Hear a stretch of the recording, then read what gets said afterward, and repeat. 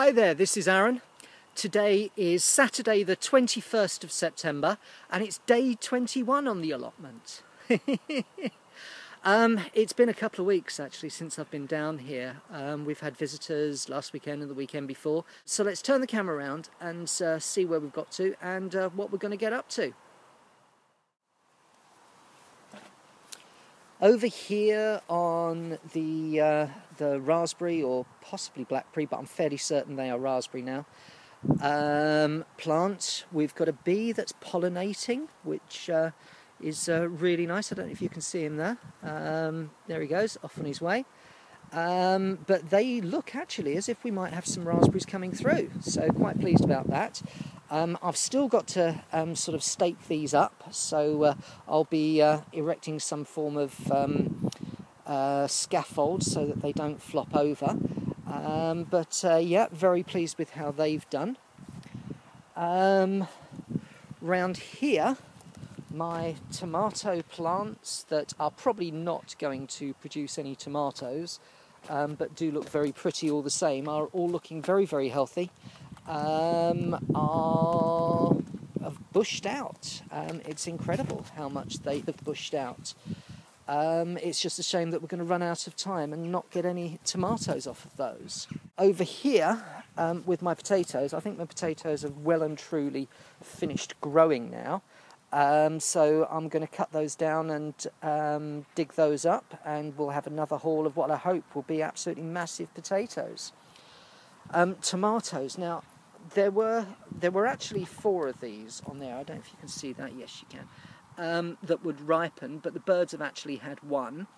There is a load more on there. Now, I have recently been discovering something which is talking about suckers, because I was thinking that I should just let these grow and bush up, and you know, that's the best thing for them. But there is such a thing as a sucker. Case in point, this boy here, because this is a big branch that's grown out of a side branch. So what you do is you get the main stem, and then you get a side branch, but then a sucker is a branch that grows out of the side branch. And what it does is it just quite literally leaches the energy to stop your tomatoes ripening. So that's probably why I haven't had so many ripening. They are getting there, but I need to give them as much help as possible because the frosts are coming. So what I'll be doing today is going through these and cutting off all the suckers so that as much energy as possible goes into the fruit ripening rather than the plant getting larger. So yeah, that's nature needing a little bit of help. Now, there are a lot of tomatoes on here that are ready to be ripened. I don't know if you can see this, but it's getting so heavy that it's actually starting to topple. So I'm probably not doing this a moment too soon and probably should have done it before then. My other potato, I think he's probably done as well. And so we're going to dig him up as well. And what I'm hoping to do is to fill this hole that was there, take the rubble out and start to fill it with muck, so that I can have a good cultivated soil there. Because if I can put the muck in where there was this dried clay and pull the stones out, I can actually breathe life back into this so that I'll be able to grow stuff here. So feeling good about that as well. Round here, now I haven't taken the cover off of these yet. I think I've got a couple of absolute whoppers in there, so it'll be interesting to see how we get on. And my broad bean has once again come into life and is actually doing really well. I've read that potentially I could be planting broad beans now for an early crop next year.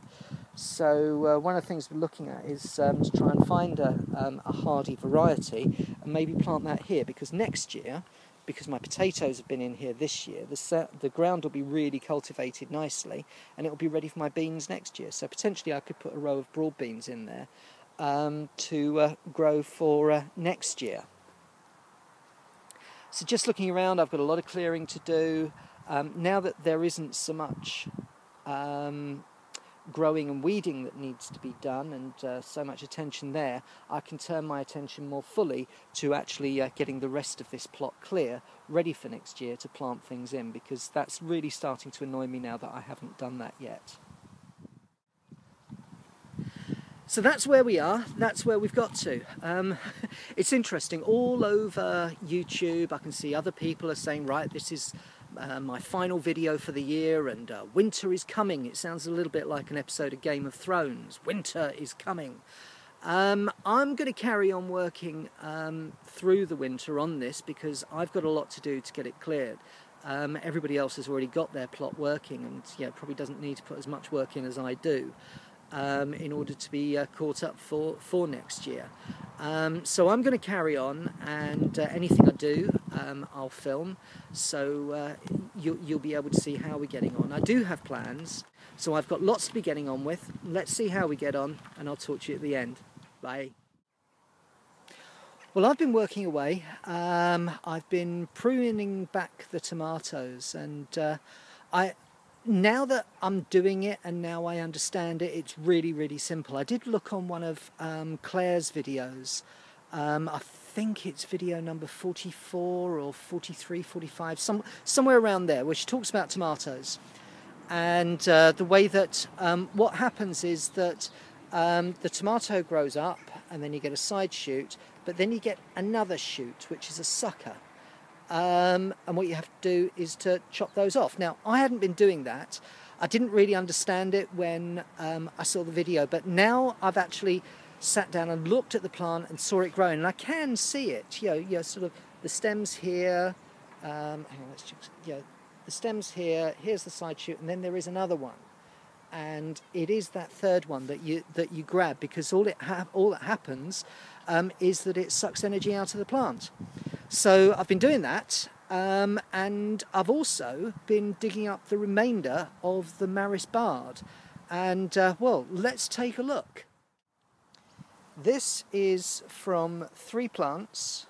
All I've done is dig up 3 plants. The potatoes are enormous, and there's more of them. Now, I do recall that on this side, because there were more of the Maris Bard this side of the allotment than on the far side when I dug up the other Maris Bard, and I couldn't think about it, but now I'm thinking about it, I did plant them slightly differently. For ones over the far side, I put the plants in, and then I put compost on top of the soil. And then for the ones on this side, I put compost in, and then put the plants down on the compost, and then put earth on top of the compost. And that really seems to have worked. So definitely growing potatoes love compost. You get bigger potatoes and you get more potatoes. Well, it's getting towards the end of the day now today. Bit of a short day, but they are short days now. It's 5 o'clock, and the sun's starting to disappear, the shadows are very long. It's actually been quite nice, because for the last half an hour or so we've had the evening sun, which has been very welcome, because it's been very overcast for most of today. I have used the time well though, so let's turn the camera around and see what I've been getting up to.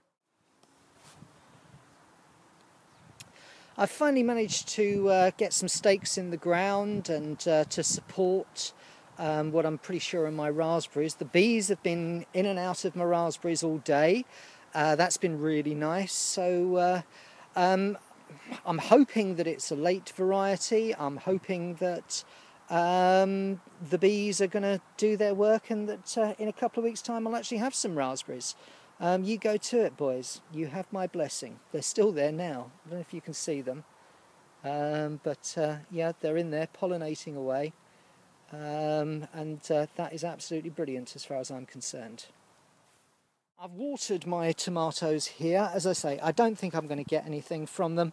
I'm just going to let them go crazy and see what happens. They look like good, strong plants, so I'm happy.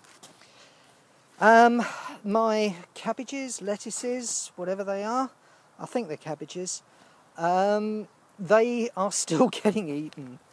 I mean, they're considerably bigger than they were before I put them under the cloche, but something is still managing to get to those. It's a bit of a shame because I really like cabbage, and it would be nice if I could manage to grow it. But I think that cabbage is a bit of an art form, and I haven't worked out what it is yet. We've got one there that might grow to adulthood if I can just keep the pests off of him. We'll have to see. The two that I moved, they're not doing very well at all. They've been nibbled, they've been roasted, they've been boiled by the looks of things. They don't like it underneath that plastic.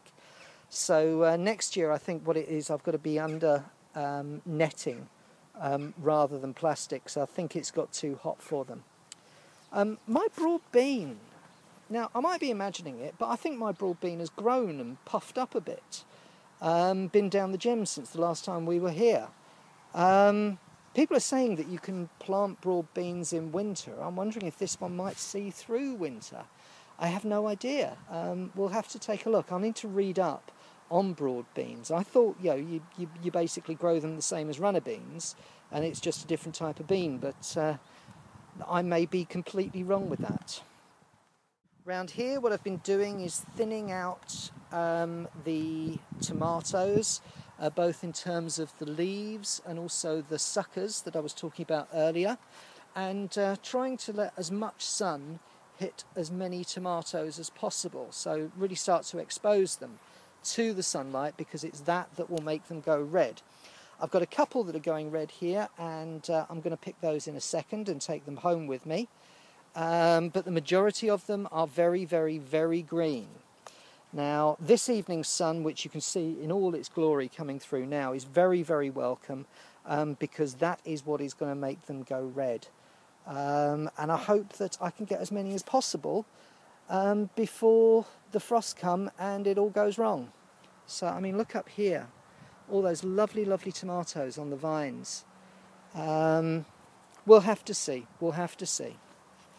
I didn't dig up the Charlotte potatoes because I've got enough of a haul from the Maris Bard, and I'm very, very pleased with the Maris Bard. That's a lovely potato. I'm not going to make the same mistake with the Maris Bard this time as I did last time, and we are going to wash them as soon as they get in, and we are going to store them in Hessian bags straight away. This Charlotte potato over here, this is the one Charlotte that I did muddy up, and it is going to be interesting to see when it does come out how it's looking. So that's going to be an interesting experiment, probably for next weekend, possibly the weekend after. We'll just have to see. So that's it really. Looking across the plot, the cardboard is down, and it's interesting because where the cardboard is down, it is killing off the grass underneath it. I need to keep putting layers on because it does rot. And it's not a permanent barrier, but if I can keep the ground covered up for sort of 6, 8, 12 weeks, I think that's going to be so much better. So there we have it. That was day 21 on the allotment. Thank you so much for watching. This has been an incredible learning experience for me as the season draws to a close, and there's lots of things that I'm going to take through to next year. So I know I've got a lot of catching up to do, but I want to be ready for next year's season. Whatever you're doing, I hope you're having a wonderful time. I'll see you next time on the allotment. Bye.